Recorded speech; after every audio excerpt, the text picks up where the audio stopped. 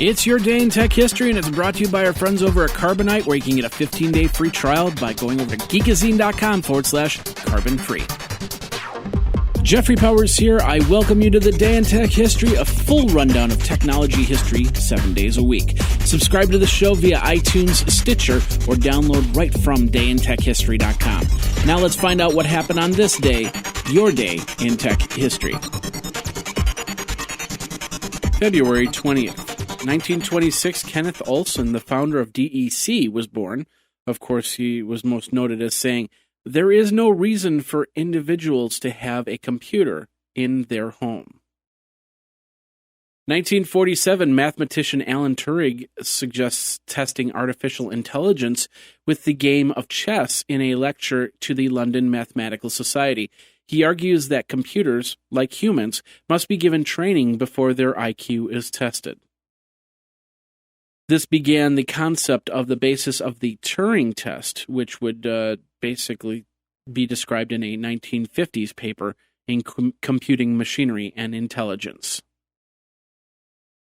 1986, the Soviet Union launches the core module of the Mir space station, the Russian word for peace. It had 6 docking ports and special laboratories for scientific research. 1987, in Salt Lake City, Utah, a bomb explodes in a computer store. It would later be discovered that the bomb was created and delivered by Theodore Kaczynski, the Unabomber. 1992, Nintendo asks United States Trade Representative to cite Taiwan for failing to stop piracy of video game cartridges, which led to Taiwan being assessed punitive duties on their exports to the United States. 1996, Texas Instruments announced a $2 billion expansion plan in Dallas, Texas, which included its largest semiconductor wafer fabrication facility. 1997, Borland International announced that it would lay off 30% of its workforce in order to refocus on software tools for creating custom applications. And Compaq Computer introduced the Presario 2100 computer. It featured a 132 MHz Cyrix Media GX processor, 15-inch monitor, 24 megabytes of RAM, 2 GB hard drive, and 8-speed CD-ROM for $999. And in 1998, the website of Thomas More College was hacked by Magisha Bin. And now this word from our friends over at Carbonite who want to help you pursue your passion. February is the month of love, groundhogs, and static electricity. Colder homes are nice for computers, but the static charges they give from being too dry can be more than a shock to your system. They could render your computer useless. If you don't protect from the winter month, you could find your machine and all of its data gone. Carbonite is here to help with that. Founded in 2005, Carbonite backs up over 300 billion files to their secure servers, from photos of your newborn to important videos of the family and friends, not to mention those years of scanned documents you've been spending days digitizing. All of it gets stored in their secure cloud so you're protected from fire, theft, other acts, but also able to pull it down from your iPad to show those cute pictures to friends and family. Your data is secure, encrypted, and free from static electricity, and if you are a small business in the healthcare market, Carbonite can help since they are HIPAA compliant. It's your life backed up for $59.95 a year, a small investment in important files. For more information, check out geekazine.com/carbon-free. That's geekazine.com/carbon-free. Back up now, back up often, and back up off-site with Carbonite. Now let's get back into your day in tech history. In 2001, the Federal Bureau of Investigation agent Robert Hansen is charged with spying for Russia for 15 years. And Napster makes an offer to pay $1 billion over 5 years to the recording industry in the hope of being allowed to let its members continue to distribute copyrighted music files over the internet. The offer was rejected. 2002, Apple Computer released version 10.1.3 of the Mac OS operating system. Features in this version would include support for level CD burners and digital cameras.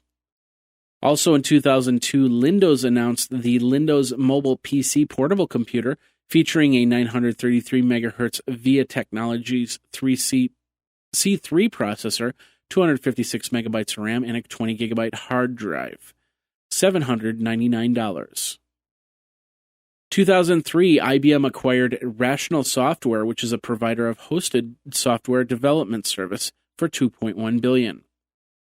2004, federal judge Susan Ilston grants a request for an injunction against 321 Studios, ordering the company to halt the distribution of its software products, which were intended to assist users in circumventing DVD copyright protection.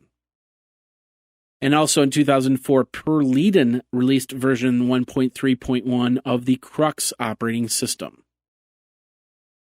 2005, Microsoft issued an offer to replace 14 million Xbox video game systems power cables, which were recalled after minor burns were reported.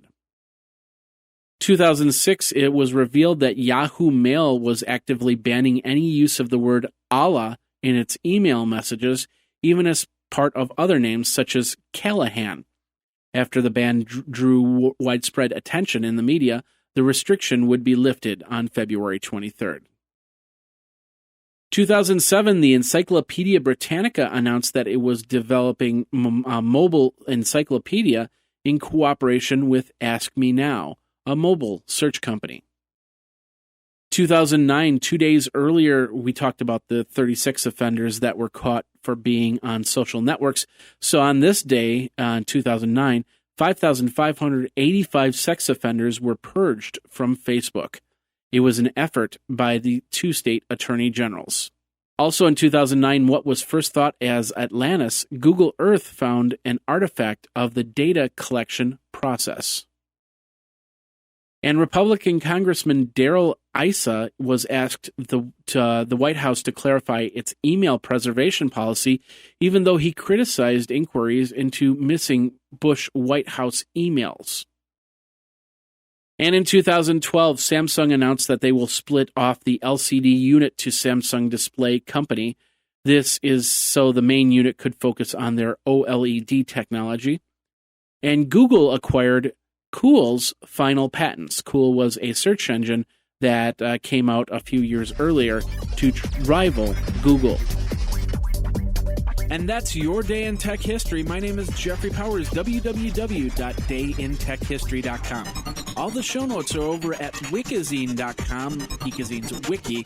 And of course, you can like the Facebook page and follow Twitter at Day in Tech Hist. Until tomorrow, take care. Day in Tech History is copyright 2015, JMP Enterprise and Geekazine.com.